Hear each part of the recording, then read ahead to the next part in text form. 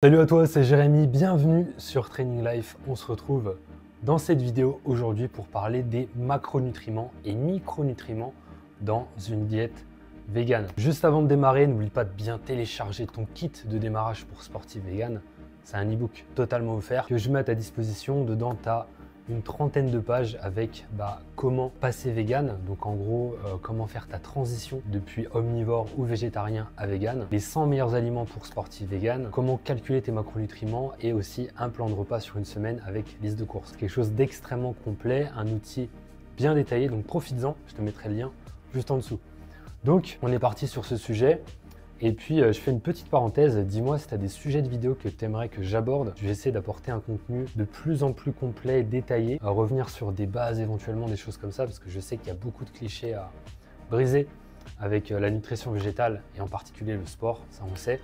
Donc, dis-moi si jamais tu as des idées en commentaire. Alors avant tout, quand on parle de macronutriments et micronutriments, on peut l'entendre, le point commun c'est nutriments. Un nutriment, c'est une substance apportée par l'alimentation et qui assure le développement et l'entretien de l'organisme. On distingue trois grands rôles parmi les nutriments. Les nutriments bâtisseurs qui ont un rôle constitutif des cellules et des tissus, les nutriments énergétiques qui vont permettre donc d'avoir de l'énergie pour le sport, mais aussi tout simplement pour les fonctions vitales pour vivre. Et enfin, les nutriments fonctionnels et vitaux qui assurent l'équilibre vital de l'organisme. Donc, quand on sait que l'on est ce que l'on mange, nous sommes constitués de 100 000 milliards de cellules, et chacune de ces cellules, forcément, il faut quelque chose pour la construire. La matière se forme à partir de ce que tu mets dans ta bouche, à partir de ce que tu consommes. Donc, si on est ce que l'on mange, on a tout intérêt à faire attention à ce que l'on mange. Si tu consommes trop de nutriments, trop de calories,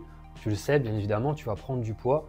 On va prendre du poids, on va accumuler de la masse grasse, mais pas que. Il n'y a pas que ces conséquences en fait. On pense toujours à esthétique, mais il y a aussi tout ce qui est énergie, tout ce qui est système immunitaire, tout ce qui va être potentielle maladie. Ça peut aller très très loin. Donc c'est pour ça que c'est très important de comprendre quoi manger et en quelle quantité. En plus de ça, au niveau de la dimension sportive, on va avoir tout simplement une baisse de performance, une incapacité à progresser aussi, donc une stagnation, une régression, des courbatures plus conséquentes, plus souvent. On peut avoir aussi des blessures. Tout ça, ça va être les conséquences d'une mauvaise alimentation en nutriments. Le corps est un ensemble qui a des besoins spécifiques, qui nécessite des apports journaliers pour chacun de ces nutriments. En fait, le truc à savoir, c'est que l'organisme a un certain seuil de tolérance. Donc en fait, il peut compenser en fonction d'un manque d'un nutriment précis, mais à un moment donné, ça va coincer. À partir de là, on va avoir ces fameuses carences et là, ça devient compliqué à revenir en arrière. Le corps est alors soumis à un gros stress et c'est pour ça qu'on ne peut pas faire n'importe quoi dans une diète. C'est pour ça que c'est très important de comprendre les nutriments et comment les apporter en quantité suffisante via l'alimentation, que ce soit dans une diète végane, végétarienne ou omnivore. Donc, encore une fois, pour ne pas faire d'erreur, si tu t'intéresses au végétal ou même si tu es déjà végane, mais que tu sens que tu as des signes de fatigue, ces choses-là, télécharge bien mon kit de démarrage en description sous cette vidéo.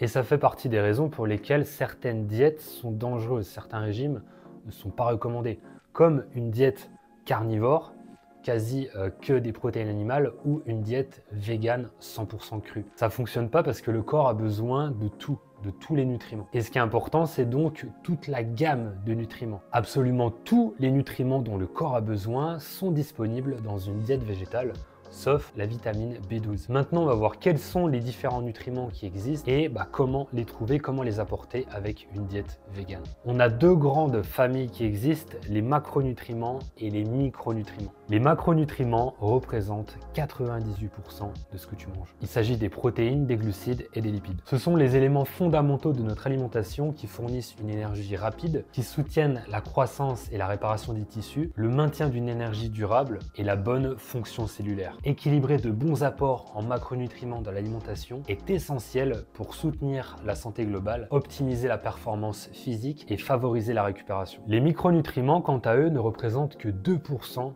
de l'apport calorique total dans ce que l'on mange. Et ce sont les vitamines, les minéraux et les oligo-éléments. Et malgré le fait qu'ils ne représentent que 2% de l'apport calorique total, ils sont déterminants dans le maintien de la santé et dans la recherche de performance. Pour vulgariser, il y a une métaphore que j'aime bien faire, c'est que les macronutriments, c'est la matière et les micronutriments, c'est l'énergie. On peut dire que les macronutriments, donc les protéines, glucides et lipides, sont les briques de notre corps. Et les micronutriments, donc les vitamines, minéraux et oligo-éléments, sont le ciment entre ces briques. C'est une image qui est assez simple, mais très forte en fait pour comprendre le rôle de chacun de ces nutriments dans le corps, de chacune de ces familles de nutriments dans le corps, mais aussi leur rôle, leur interdépendance plutôt, on va dire, l'une entre l'autre, ces deux familles, pour le maintien de la santé. Parce qu'on n'imagine pas une maison sans briques, mais on n'imagine pas non plus une maison sans ciment entre les briques. Bien évidemment, construire, c'est une chose. Aller construire un corps, un physique, gagner de la masse musculaire, tu vois, l'image, elle est vraiment très simple. En gros, les protéines, glucides, lipides, c'est ça, c'est la construction de la matière. Sauf que si il n'y a pas, de bons échanges, en fait, tout simplement, entre ces briques, forcément, à un moment donné, ça va coincer. Et c'est là où entre le rôle prépondérant des vitamines, minéraux, oligo-éléments. À la moindre intempérie, la maison risque de s'écrouler si elle n'est pas consolidée en profondeur. On va donc commencer avec les protéines. Les protéines jouent un rôle crucial dans le corps en contribuant à la construction, à la réparation et à la régénération des tissus. Elles sont composées d'acides aminés nécessaires à la formation des structures musculaires, des enzymes et d'autres composants biologiques. Du point de vue de la santé, un apport adéquat en protéines favorise le maintien de la masse musculaire, soutient le système immunitaire et régule de nombreux processus métaboliques. Dans le domaine sportif, les protéines sont particulièrement importantes pour la récupération musculaire après l'exercice et la croissance musculaire. Mais c'est pas que pour la musculation, c'est nécessaire dans n'importe quel sport. Ainsi, intégrer des sources variées de protéines dans l'alimentation est essentiel pour maintenir une santé optimale et maximiser les bénéfices liés à l'activité physique. Maintenant, on va voir les sources de protéines dans une diète végane. Premièrement, on va avoir les légumineuses. Donc là, ça va être tout ce qui est haricots rouges, lentilles, lupins, ça va être aussi les pois cassés. Tout ça, ce sont des légumineuses. Ensuite, on va voir les céréales ou pseudo-céréales. Donc là, ça va être quoi? Le riz, le millet, le sarrasin, le quinoa aussi.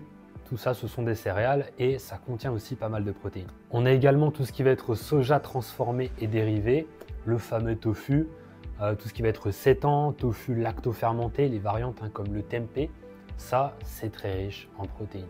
On a aussi les protéines en poudre, voilà, ça contient forcément énormément de protéines. On a aussi les oléagineux et purées d'oléagineux, donc les oléagineux c'est quoi? Ça va être tout ce qui va être noix, amandes, noisettes, cacahuètes, pistaches, pignons de pain, c'est très riche en protéines. Attention cependant parce que c'est également très calorique. Donc, on ne va pas en faire une source de protéines prioritaire. On enchaîne maintenant avec les glucides. Les glucides sont des macronutriments essentiels qui fournissent une source principale d'énergie pour le corps. Ils sont décomposés en glucose, offrant une énergie rapidement disponible pour les fonctions cellulaires et cérébrales. Sur le plan de la santé, les glucides contribuent à maintenir un niveau optimal de glucose sanguin, essentiel pour le bon fonctionnement du cerveau. Dans le contexte sportif, les glucides sont cruciaux pour alimenter les muscles pendant l'exercice, améliorant ainsi les performances et favorisant une récupération musculaire adéquate. Équilibrer l'apport en glucides dans l'alimentation quotidienne est fondamental pour maintenir une santé optimale et optimiser les résultats sportifs. Concernant maintenant les aliments d'origine végétale qui contiennent beaucoup de glucides, on va revenir sur tout ce qui est céréales et pseudo-céréales, donc riz, millet, sarrasin, quinoa et tout ça. On a aussi les flocons de céréales, ça on n'y pense pas beaucoup, mais tout ce qui va être flocons d'avoine, mais aussi le reste. On pense que aux flocons d'avoine, mais il y a les flocons de sarrasin, les flocons de millet également qui existent, les flocons de riz.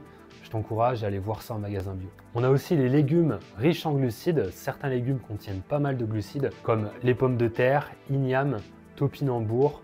C'est des légumes anciens. Voilà, igname, topinambour. Il y a quoi? Il y a le panais aussi.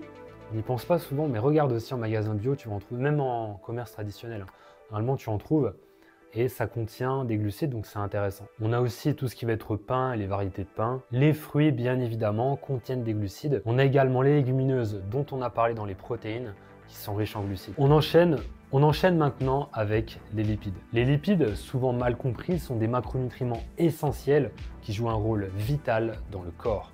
Ils sont une source concentrée d'énergie, favorisent l'absorption des vitamines liposolubles et jouent un rôle structural dans les membranes cellulaires. Sur le plan de la santé, les lipides insaturés tels que les acides gras oméga 3 et oméga 6 sont associés à la réduction des risques de maladies cardiovasculaires. Dans le contexte sportif, les lipides contribuent à la fourniture d'énergie à long terme, particulièrement lors d'activités d'endurance. Équilibrer les différents types de lipides dans l'alimentation est essentiel pour soutenir la santé cardiovasculaire, la fonction cérébrale et optimiser les performances sportives.